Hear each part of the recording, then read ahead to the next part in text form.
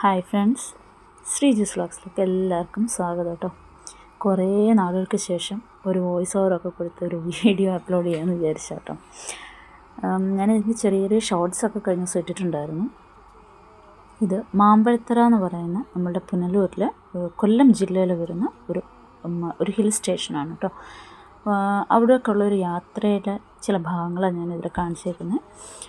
ഭയങ്കര മനോഹരമായിട്ടുള്ള, ഞാൻ വർണ്ണിച്ചാലോ ഈ വീഡിയോയിൽ കാണിച്ചാലോ ഒന്നും അതിൻ്റെ ഭംഗിയൊന്നും അത്രത്തോളം ഒന്നും വരില്ലെങ്കിൽ പോലും ഞാൻ കണ്ട കാഴ്ചകൾ നിങ്ങൾക്ക് ഒന്ന് കാണിച്ചു തരാമെന്ന് വിചാരിച്ചു കേട്ടോ. വളരെ മനോഹരമായ ഒരു യാത്രയായിരുന്നു. നമ്മളുടെ വീടിൻ്റെ അവിടെ നിന്നും അധികം ദൂരമൊന്നുമില്ല കേട്ടോ. ശരിക്കും പറഞ്ഞു കഴിഞ്ഞാൽ ഇത്രയും മനോഹരമായ ഒരു സ്ഥലം നമ്മുടെ വീടിനടുത്തൊക്കെ ഉണ്ടെന്ന് പറയുന്നത് തന്നെ നമുക്ക് ഭയങ്കര അഭിമാനമുള്ള കാര്യമാണ്. നമ്മൾ എത്രയോ കാശ് മുടക്കി എത്രയോ ദൂരെയൊക്കെ പോയി എത്രയോ ഇതുപോലെയുള്ള സ്ഥലങ്ങൾ നമ്മൾ കണ്ടിരിക്കുന്നു, അല്ലെങ്കിൽ കാണാൻ പോകുന്നു, കാണുന്നു അല്ലേ. പക്ഷേ ഞാൻ പോയിട്ടില്ല കേട്ടോ. എങ്കിലും ഞാൻ പറഞ്ഞതാണ്, അങ്ങനെ പോകുന്നവർ ഒരുപാടുണ്ട്. ഇത് ശരിക്കും കൊല്ലത്തിൻ്റെ മിനി മൂന്നാർ അല്ലെങ്കിൽ കൊല്ലത്തിൻ്റെ വാഗമൺ എന്നൊക്കെ അറിയപ്പെടുന്ന പുനലൂരിൽ അല്ലെങ്കിൽ കൊല്ലം ജില്ലയിൽ പുനലൂരിൽ വരുന്ന ഒരു സ്ഥലമാണ്. ഇത് ശരിക്കും രണ്ട് രീതിയിൽ നമുക്ക് അവിടേക്ക് എത്തിപ്പെടാൻ സാധിക്കും. രണ്ട് റൂട്ടിൽ ഒന്നെന്ന് പറയുന്നത്, ഒന്ന് പുനലൂർ നെല്ലിപ്പള്ളി ചാലിയക്കര റോഡും മറ്റൊന്ന് കഴുതുരുട്ടി തെന്മല റൂട്ടുമാണ്. ഈ രണ്ട് റൂട്ട് വഴി നമുക്ക് മാമ്പഴത്തറയിലോട്ട് എത്തിപ്പെടാൻ സാധിക്കും കേട്ടോ. മാമ്പഴത്തറ, അമ്പനാട് ഹിൽസ് എന്നൊക്കെ അറിയപ്പെടുന്ന സ്ഥലങ്ങളാണിത്. ഇവിടെ ശരിക്കും അമ്പനാട് ഹിൽസ് എന്ന് പറയുന്നെങ്കിലും അമ്പനാർ എസ്റ്റേറ്റാണത്. ഫോറസ്റ്റിനുള്ളിൽ വരുന്ന ഒരു ഏരിയയാണ്. അത് ശരിക്കും രണ്ടും രണ്ട് സ്ഥലമാണ്. ഒന്ന് മാമ്പഴത്തറയും മറ്റൊന്ന് അമ്പനാർ ഹിൽസും. ഈ പറയുന്ന മാമ്പഴത്തറയിലേക്കാണ് നമ്മളുടെ യാത്ര കേട്ടോ. ശരിക്കും നമ്മുടെ വീടിൻ്റെ അവിടെ നിന്ന് ഒരു 3-4 കിലോമീറ്ററിന് കഴിഞ്ഞ് കഴിഞ്ഞാൽ ഉൾവനത്തിലേക്ക് പോകുന്ന ഒരു ഏരിയയാണിത്. അവിടെ വിജനമായ സ്ഥലങ്ങളാണ് കേട്ടോ.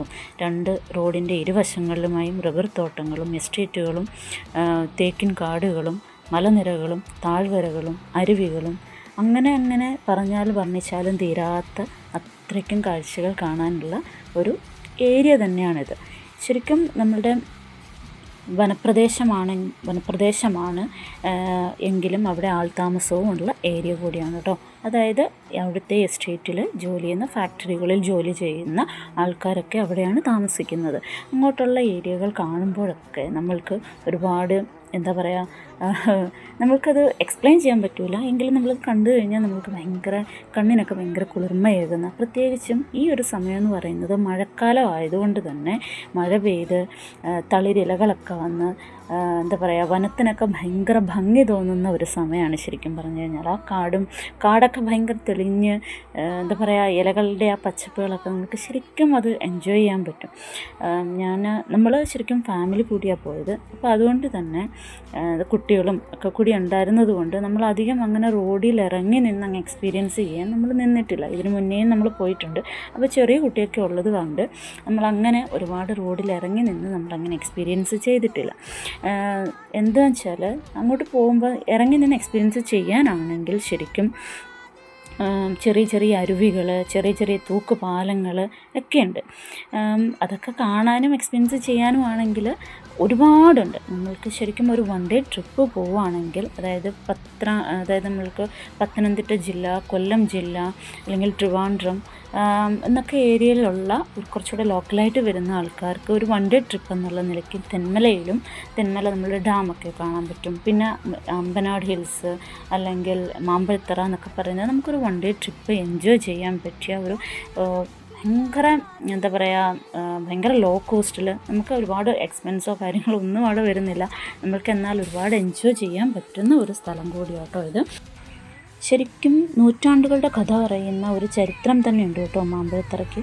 ഈ മാമ്പഴത്തറ പണ്ട് കാലങ്ങളിൽ തമിഴ്നാട്ടിലേക്ക് പോകാനുള്ള ഒരു എളുപ്പ വഴിയായിട്ടാണ് ജനങ്ങൾ ഇതുപയോഗിച്ചിരുന്നത്.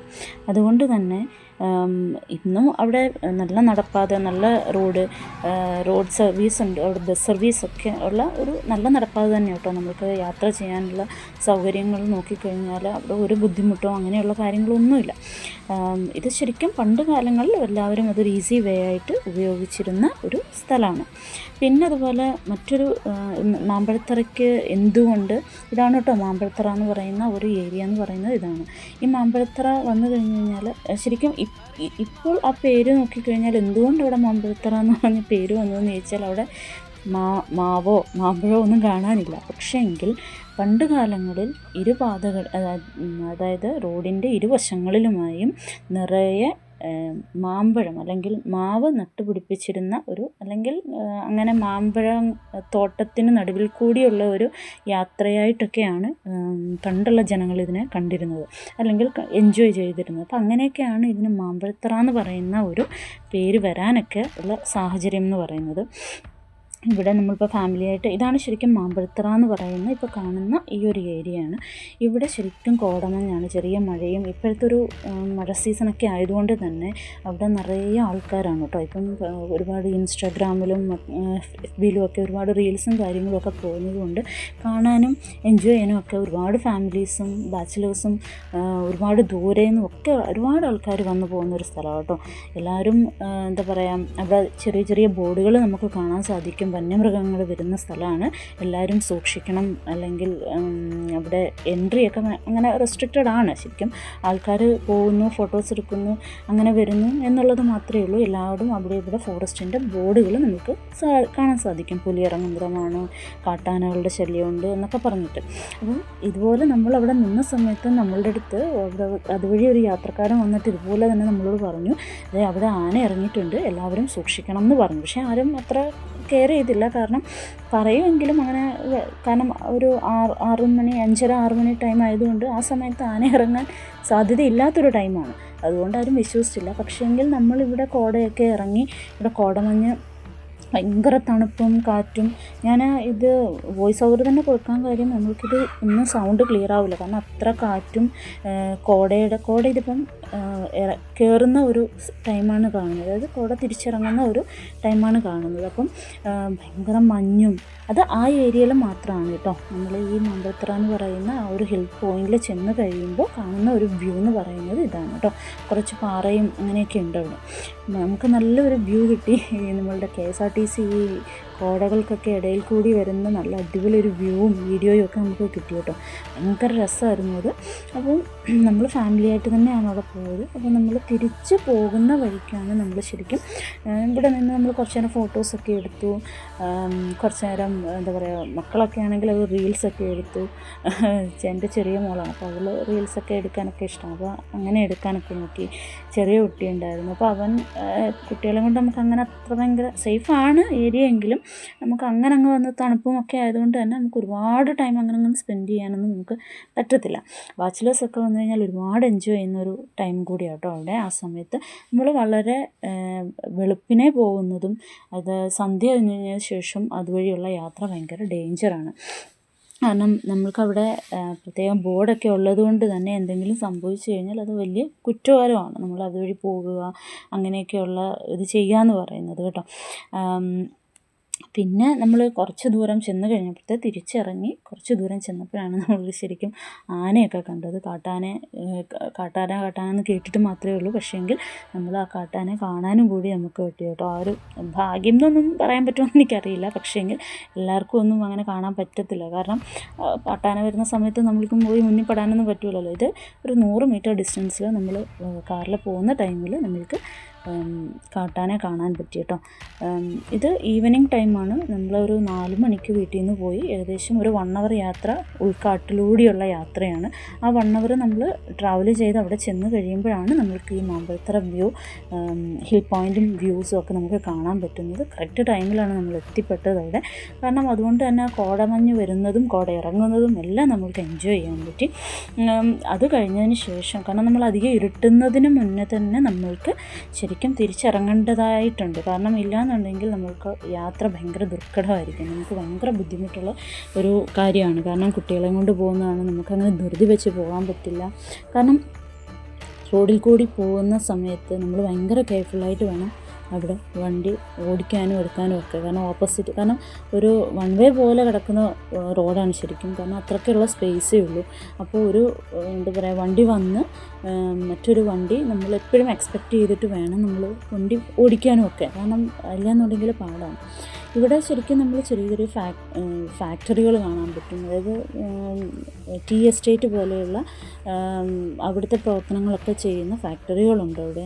അവിടുത്തെ തന്നെ ആൾക്കാർ തന്നെ അവിടെ താമസിക്കുന്ന ചെറിയ ചെറിയ വീടുകളുണ്ട്. അവിടെ ജോലി ചെയ്യുന്ന ആൾക്കാർ താമസിക്കുന്ന വീടുകളുണ്ട്. പിന്നെ അതുപോലെ ചെറിയ അമ്പലങ്ങളുണ്ട്. അമ്പലങ്ങളൊക്കെ കണ്ടു കഴിഞ്ഞാൽ ശരിക്കും തമിഴ്നാട്ടിലെ അമ്പലങ്ങളുടെ ഒരു ശൈലിയിൽ വരുന്ന അമ്പലങ്ങളാണ് കേട്ടോ അവിടെ ഉള്ളതൊക്കെ. അത് നമ്മൾ കാണുമ്പോൾ നമുക്ക്, അതായത് ചെറിയ ചെറിയ നമ്മുടെ നാട്ടിൻപുറങ്ങളിൽ കാണുന്ന അമ്പലങ്ങളെന്ന് പറയാൻ പറ്റില്ല. ശരിക്കും പറഞ്ഞാൽ തമിഴ് രീതിയിൽ തന്നെ ചെയ്തിരിക്കുന്ന അമ്പലങ്ങളാണ് അവിടെ ഉള്ളതെല്ലാം. അപ്പോൾ അതുകൊണ്ട് അതൊക്കെ നമുക്ക് ശരിക്കും കാണാൻ പറ്റുന്നത് എന്താ പറയുക, പണ്ട് കാലങ്ങളെ ഓർമ്മിപ്പിക്കുന്ന രീതിയിലുള്ള ക്ഷേത്രങ്ങളുടെ ഒരു എന്താ പറയുക രൂപീകരണമൊക്കെയാണ് നമുക്കതിൽ കാണാൻ പറ്റുന്നത്.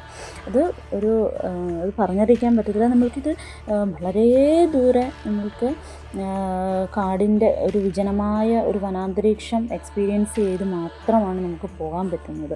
അതിൽ കാട്ടാനകളും വന്യജീവികളും എല്ലാം വരും. കടുവ, കാട്ടാന, പിന്നെ ഇതുങ്ങളുടെയൊക്കെ വിഹാര കേന്ദ്രമാണ് ശരിക്കും ഈ പറയുന്ന വനപ്രദേശങ്ങളെല്ലാം തന്നെ. അതുപോലെ പശുക്കളുണ്ട്. പശുക്കളെന്ന് പറയുമ്പോൾ അവിടുത്തെ ജനങ്ങളുടെ ഒരു എന്താ പറയുക ആവാസവ്യവസ്ഥയുമായി ബന്ധപ്പെട്ട് പോകുന്ന കാര്യങ്ങളാണ് അതൊക്കെ. അതെന്ന് വെച്ച് കഴിഞ്ഞാൽ എന്താ പറയുക, അവരുടെയൊക്കെ ജീവിതമാർഗ്ഗമാണ്, അത് കൃഷിയാണ്. അവരുടെയൊക്കെ ജീവിതം, അവിടെ താമസിക്കുന്ന ആൾക്കാരുടെ, വനത്തിനുള്ളിൽ താമസിക്കുന്ന ആൾക്കാരുടെ ജീവിത ഉപയോഗം എന്ന് പറയുന്നത്, എന്താ പറയുക, ഉപാധി എന്ന് പറയുന്നത് അവർക്ക് കൃഷിയാണ്. അപ്പോൾ അത് മൃഗങ്ങളെ വളർത്തുന്നു എന്നുള്ളതാണ് അത് മെയിനായിട്ട്. നമ്മളീ പോകുന്ന കാഴ്ചയിൽ ഇതുപോലെയുള്ള ചെറിയ ചെറിയ കെട്ടിടങ്ങൾ ഒക്കെ നമുക്ക് കാണാൻ സാധിക്കും. പിന്നെ മെയിനായിട്ട് റബ്ബറുണ്ട്, പൈനാപ്പിൾ കൃഷിയുണ്ട്, പിന്നെ തേക്കിൻ കാടുകളുണ്ട്. പിന്നെ അവിടെ കണ്ടതാണ് ഇതുപോലെയുള്ള ചെറിയ ചെറിയ വെയിറ്റിംഗ് ഷെഡുകൾ. എല്ലാം നമ്മൾക്ക് എന്താ പറയുക, പണ്ട് കാലങ്ങളുടെ ഒരു എന്താ പറയുക, അധികമൊന്നും ഇന്നത്തെ ന്യൂ ജനറേഷനൊക്കെ പോയി കഴിഞ്ഞാൽ ഒരു പക്ഷേ കുറച്ചും കൂടി എൻജോയ് ചെയ്യാൻ പറ്റും. അവർക്കത് എന്തായത് പണ്ട് കാലത്തെ കാര്യങ്ങൾക്കൊക്കെ അവർക്ക് എക്സ്പീരിയൻസ് ചെയ്യാൻ പറ്റും. അങ്ങനത്തെ ഒരു സ്ഥലമാണ് കേട്ടോ ശരിക്കും ഇതെന്ന് പറയുന്നത്. എസ്റ്റേറ്റ് ജീവനക്കാരെ നമ്മൾക്ക് അവിടെ ഇവിടെ എല്ലാം ഞങ്ങൾ പോയത് ഞായറാഴ്ച ദിവസമാണ്. ഒരു പക്ഷേ അതുകൊണ്ടായിരിക്കാം അധികം ആൾക്കാരെ ഒന്നും നമ്മളധികം കണ്ടില്ല. മെയിനായിട്ട് കണ്ടത് ഇത് എൻജോയ് ചെയ്യാൻ വന്ന ആൾക്കാരെ മാത്രമാണ് നമ്മൾ കണ്ടത്. പിന്നെ കാട്ടാനെ കണ്ടപ്പോൾ നമ്മൾ എനിക്ക് തോന്നുന്നൊരു 1 മിനിറ്റ് 2 മിനിറ്റ് മാത്രം നമ്മൾ അവിടെ വണ്ടി സ്ലോ ഡൗൺ ചെയ്ത് നമ്മളൊന്ന് ഒരു വീഡിയോസൊക്കെ എടുത്ത് പോകുന്നത് മാത്രമേ ഉള്ളൂ. നമുക്കവിടെ അത്ര ധൈര്യത്തിലൊക്കെ പോയി അവിടെ അങ്ങനെ എൻജോയ് ചെയ്യാനൊന്നും പറ്റില്ലല്ലോ. ആനയുടെ മുന്നിൽ പോയി നിന്നിട്ട് അതെപ്പോൾ വേണമെങ്കിലും അത് പാഞ്ഞെടുക്കാനുള്ള സാധ്യതയൊക്കെ ഉള്ളത് കാരണം നമ്മൾ പെട്ടെന്ന് തന്നെ നമ്മൾ തിരിച്ച് പോന്നു. പിന്നെ ഇരുട്ടുന്ന ടൈമായിരുന്നു. അപ്പോൾ അതുകൊണ്ട് തന്നെ നമ്മൾ തിരിച്ച് വന്നത് നമ്മൾ ഈ പറയുന്ന തെന്മല റൂട്ടിൽ കൂടിയായിരുന്നു കേട്ടോ. അത് കഴുതുരുത്തി തെന്മല റൂട്ടിൽ കൂടിയാണ്. അതുവഴി വരുമ്പം മറ്റൊരു പ്രധാനപ്പെട്ട കാഴ്ച നമുക്ക് കാണാൻ പറ്റും. 13 കണ്ണറ പാലം എന്ന് പറയുന്ന ഒരു ബ്രിഡ്ജ് കാണാൻ പറ്റും. ട്രെയിൻ സർവീസൊക്കെ ഉള്ള ഒരു ഇതാണ് കേട്ടോ. അതായത് കഴുതുരുത്തി തെന്മല റൂട്ടെന്ന് പറയുന്നത്. ഇത് എൻ്റർ ചെയ്ത് നമ്മൾ അങ്ങോട്ട് പോകുന്നതാണ്. ഇത് പിന്നെ ഹൈവേ ആണ്. നമ്മൾ റോഡിൽ കൂടി നമുക്ക് ഇവിടുന്ന് ഒരു 1 അവർ റൂട്ടാണ് നമുക്ക് ശരിക്കും വീട്ടിലോട്ടുള്ള ദൂരം വരിക.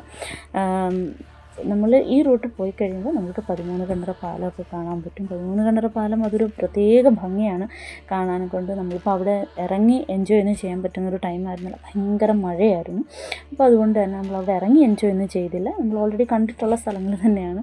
ഞാൻ ജസ്റ്റ് ഒരു വീഡിയോ ഇതിൽ ആഡ് ചെയ്യുന്നുണ്ട്, അത് മാത്രമേ ഉള്ളൂ. നേരത്തെ ശരിക്കും പറഞ്ഞു കഴിഞ്ഞാൽ അവിടെ ട്രെയിൻ സർവീസ് സ്റ്റോപ്പ് ചെയ്തിരുന്നതാണ്. ഇപ്പോൾ വീണ്ടും ട്രെയിൻ സർവീസൊക്കെ അവിടെ റീസ്റ്റാർട്ടൊക്കെ ചെയ്തിട്ടുണ്ട്.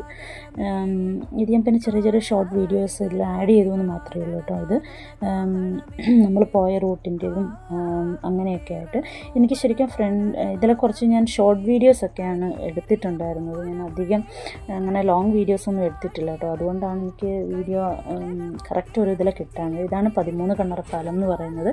അതിൻ്റെ ഒരു ഷേപ്പിനെ ഡിമാൻഡ് ചെയ്യുന്ന രീതിയിലുള്ളൊരു പേരാണ് 13 കിണർ പാലം എന്ന് പറയുന്നത്.